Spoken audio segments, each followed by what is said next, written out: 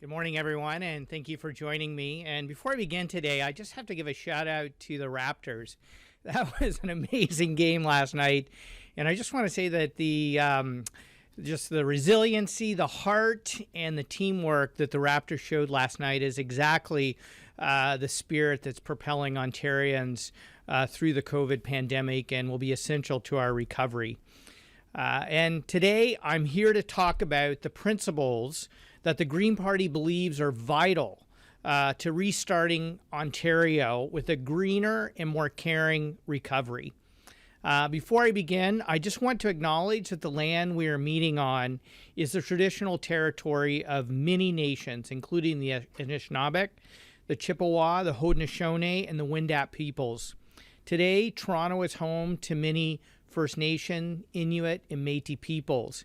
And I want to acknowledge, as we work on reconciliation, that we are currently situated on Treaty 13 lands of the Mississaugas of the Credit First Nation. The COVID pandemic has turned our world upside down. To those who have lost loved ones, my heart is with you.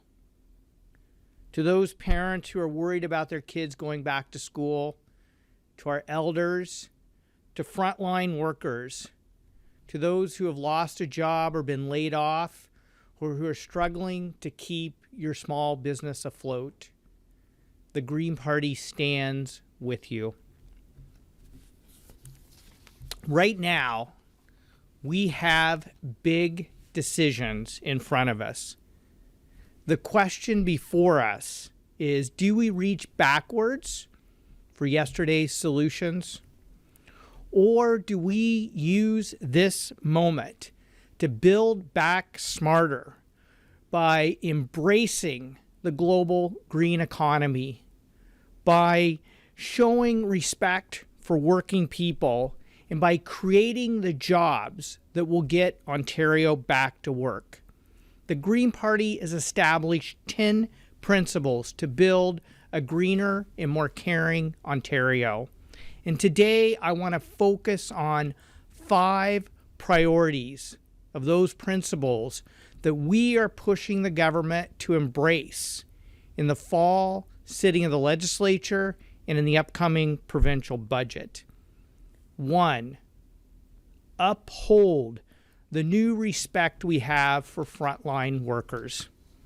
This pandemic has shown us how essential workers like cashiers and nurses, PSWs, transit drivers, and many, many more are to this province.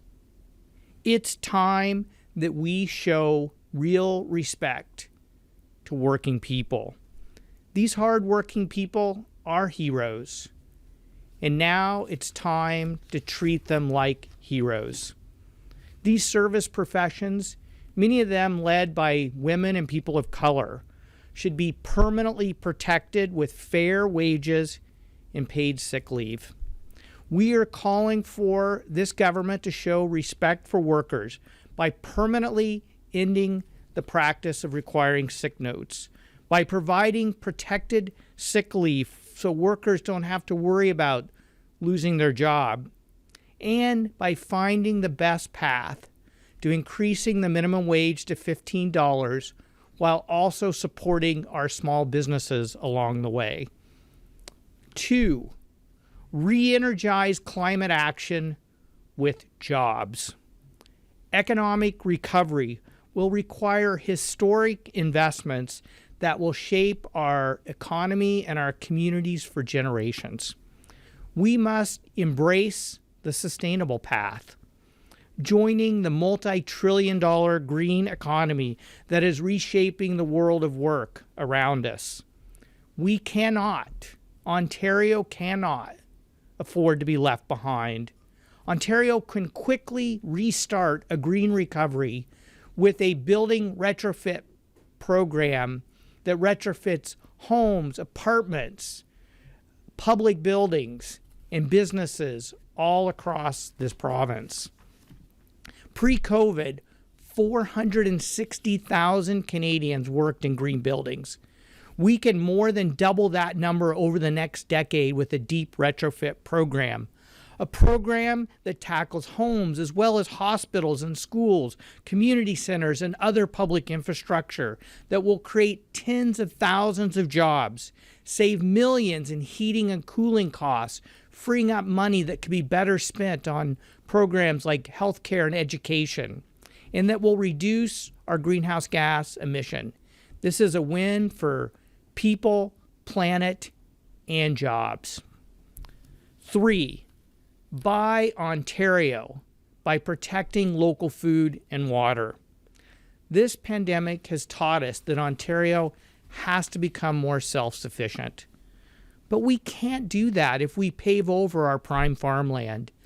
Pre-pandemic, over 850,000 Ontarians worked in the food and agricultural sector. We must hold on to our new appreciation for buying local by permanently protecting prime farmland and source water regions. And we need a government procurement policy that's going to support our farmers by buying healthy local food for our elders in long-term care, for our children in schools and child care centers, for people in hospital. The bottom line is buying local is about protecting the places we love and the people we love. 4, reimagine our cities and towns by making them affordable for everyone. Housing is a human right. The time in quarantine has taught us how essential a safe place to call home is and how essential a livable community is. But more and more Ontarians cannot afford to buy a home, no matter how hard they work. Rents remain sky high. We need a housing-first strategy to ensure that everyone has an affordable place to call home. The good news is that we can increase affordable housing supply while protecting prime farmland and natural heritage. We can do this by leveraging provincially owned land and working with nonprofit and co-op housing providers to build affordable and deeply affordable housing. We can establish a mandate for affordability in all new housing developments, and with zoning innovations that allow people to build alternatives like laneway housing and tiny homes while supporting the development of mid-rise developments. And 5, support our local independent businesses and nonprofits. People want to buy local. That is very clear. But small businesses and nonprofits, so vital to the vibrancy of our towns and communities, are struggling to stay afloat. We cannot allow our downtowns and main streets to become ghost towns. And let's be very clear, there will be no economic recovery if we do not keep our independent businesses and nonprofits alive.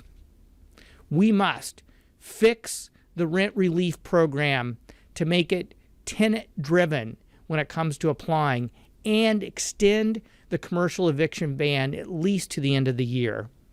We can provide tax credits for small businesses to purchase PPE and retrofit their stores and buildings to make them to meet public health guidelines, to make them safe for staff and for people.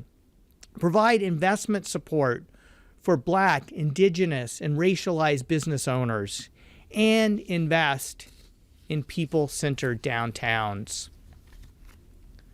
The last 6 months have been hard. Ontario's been through a lot, but we are resilient. We will bounce back. The only question is how we will do it, and the choice is ours. We can go backwards, looking for old solutions, or we can move forward with the principles for a greener and more caring Ontario.